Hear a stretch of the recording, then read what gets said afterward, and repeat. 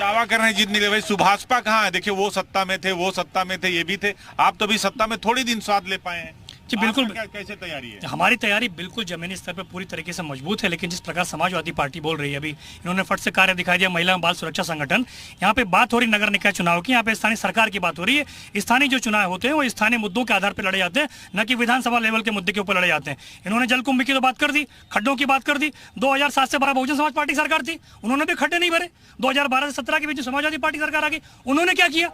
ये दूसरे के अंदर, गिरेबान के अंदर पहले झांकने का प्रयास तो कर देते हैं। अपनी सरकार में रहते हैं, उनको सारे गड्ढे नहीं दिखते। आज इसको दूसरों को आईना दिखाने का प्रयास कर रहे हैं। समाजवादी पार्टी ने जो कार्य किए हैं उसी की बानगी सब दिख रही है। समाजवादी पार्टी के कर्म थे, आज उनको नहीं दिख रहा।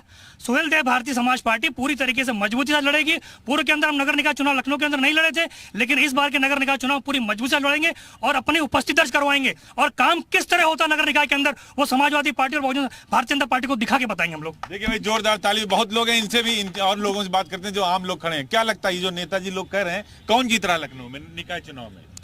लखनऊ नगर निकाय चुनाव में जो पार्षद अच्छा काम करेंगे, जैसे कि हमारे रामकृष्ण यादव जी, कोई भी समस्या होती है वो सदैव जनता के साथ में खड़े रहते हैं, सदैव। सही बोल रहे हैं? सही बोले एकदम। कौन जीतेगा निकाय चुनाव इस बार लखनऊ में? बीजेपी। बीजेपी जीत रही है, क्या कहेंगे? जो अच्छा काम करेगा वही जीतेगा। तो बड़े डिप्लोमेटिक निकले, कह रहे हैं जो अच्छा करेगा वही जीतेगा। जो इधर तो सीधे बोल रहे हैं कौन जीतेगा। अरे यहाँ हम असल में बाहर के रहने वाले हैं, अब यहाँ पे कौन क्या कर रहा है क्या। हम तो सर प्रॉपर लखनऊ है नहीं, लेकिन मेरा एक सवाल भाजपा वालों से है। बिल्कुल सर, आप लोग जिस तरह से राहुल गांधी को दबाने की कोशिश कर रहे हैं, उसी तरह उसी समय सोनिया जी, जो कांग्रेस वाले जब आप लोग सत्ता में नहीं थे तब दबा दिए जाते, तब आप नहीं बढ़ पाते जब आप एक सीट थी आपकी। इस समय राहुल गांधी जी की सदस्यता अपने लोग ने निरस्त करवा दी। अब उसके बाद क्या केवल एक तंत्र ही करके सरकार चला पाएंगे? पहली चीज। दूसरी सवाल ये होता है हुआ, एक मिनट जवाब ले लें। ये क्या कह रहे हैं? देखिए क्या कह रहे हैं कि अगर ये सत्ता में थे, अगर इन्होंने जवाब दबा दिया होता तो बीजेपी नहीं आती। देखिए भारत हमारा जो है भारतीय संसद और के द्वारा बनाए गए संविधान से चलता है। बाबा साहब के संविधान से देश चल रहा है, और संविधान के अधीन जो अपराध करेगा, जो आपराधिक कृत्य करेगा, उसको संविधान के तहत सजा सुनाई गई। और जो संविधान में व्यवस्था है कि 2 साल से अधिक सजा या 2 साल की सजा पाने वाले व्यक्ति की सदस्यता जाएगी, तो गई वो। उसमें भारतीय जनता पार्टी का क्या दोष और भारतीय जनता पार्टी सरकार का क्या दोष? ये तो कानून की व्यवस्था है। यही बात तो क्या कहेंगे, बताइए। देखिए, जहां पर कोई संघर्ष कर रहा है उसके ऊपर फर्जी मुकदमे लगाए जा रहे हैं, और उसी फर्जी मुकदमों पर कोर्ट में केस चल रहा है, और सरकार के बड़े बड़े मंत्री पैरवी कर रहे हैं, बड़े बड़े वकील पैरवी कर रहे हैं, और सजा कराने का काम हो रहा है। ऐसे ही जो सजा हुई राहुल गांधी को, सजा हुई आजम खां को, सजा हुई उनके बेटे अब्दुल्ला खां को, ये सजा 2 साल की क्यों होती है? इसलिए कि 2 साल सजा चली जाती है। सजा लिया है। क्या कहेंगे? कुछ बैंक खत्म करने के प्रयास हो रहा है। देखिए, ये बता देंगे कुछ बैंक में। हमारे हाई स्कूल में जो इंग्लिश की टीचर थी, वो कहती थी जिसके आगे ईडी लग जाता है उसका काल बदल जाता है। अब जाके बात समझ में आई, जिसके आगे ईडी लगा दीजिए काल बदल जाएगा उसका। देख लीजिए ईडी लगा करके। तो अब ये चीज मेरे समझ में आ गई है।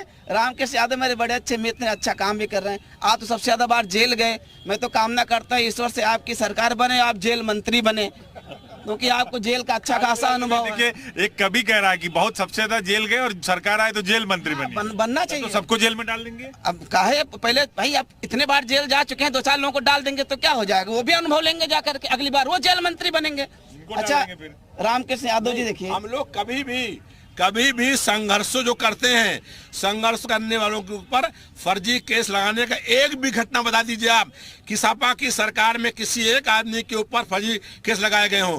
और भारतीय जनता पार्टी की सरकार में आज आंदोलन करने वालों के ऊपर फर्जी केस लगाए जा रहे हैं, इतना दबाव बनाया जा रहा है। फिर भी इतने दबाव के बाद भी बीजेपी लगातार जीत रही है, तो कैसे ये मान लिया जाए? ये जनता दबाव बनाकर जनता के ऊपर भय दिखा करके, कहीं बता रहे हैं ईडी का, कहीं इनकम टैक्स का। अब कानपुर में कल गया था, कानपुर में आग लगी हुई है और 800 लोगों की दुकान जल गई है। और अब बीजेपी सरकार ये इंक्वायरी करा रही है कि आपका जो माल जला, जो 5 करोड़ रुपए का, ये रुपया आप कहां से लेकर के आए थे? अब दुकानदार का माल जल गया, आग लग गई, और अभी तक 6 दिन के बाद भी कानपुर में जनता के दिल में आग नहीं लगा पा रहे हैं कि बीजेपी कैसे हारेगी? वो तो हर चुनाव जीत जा रही है। अब 2024 मालूम पड़ेगा। 2024 में केंद्र में गैर भाजपाई सरकार बनेगी और भारतीय सरकार हटेगी। अच्छा देखिए, मुझे तो ऐसा लगता है रविदास जी बड़ा कट्टर विरोधी हैं बीजेपी के।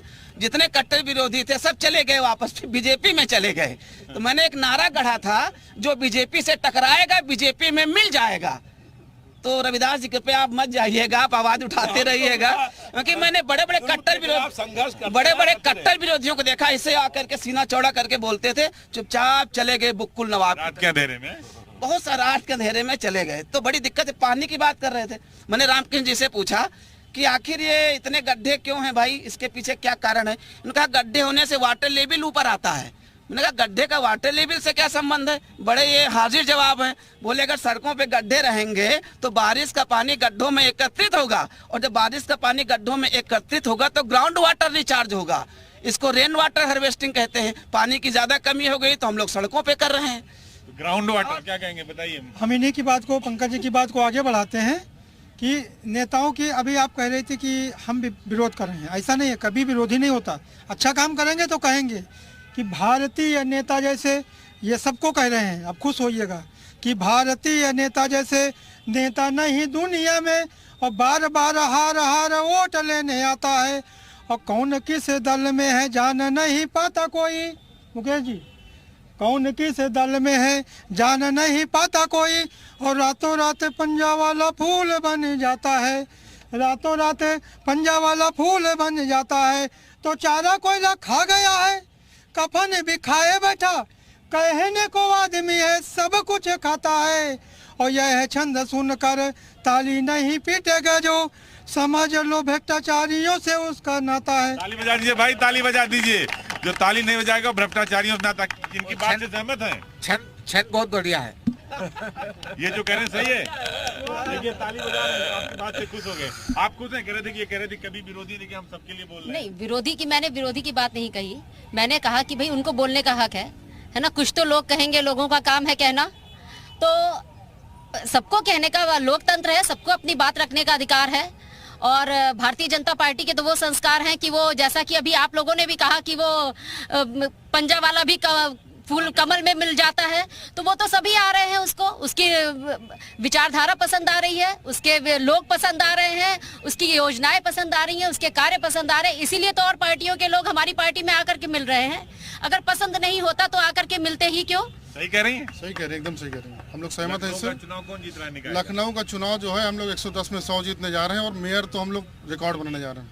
देखिए आप लोग कैसे लड़ेंगे सुभाषपा वाले? तो 100 में 110 में 100 जीत रहे हैं कह रहे हैं। हम लोग लड़ेंगे और हम लोग भी अपनी उपस्थिति लखनऊ में दर्ज कराएंगे। 10 बज रहे हैं, 10 बज रहे हैं, 10 बज रहे हैं ना, बोला नहीं, 10 बज रहे, इस पे लड़ेंगे। चर्चा लखनऊ से जारी रहेगी कि आखिर 24 की जंग के लिए कौन कितना तैयार। शहर की सरकार में एक ब्रेक के बाद फिर हम मिलते हैं आपसे।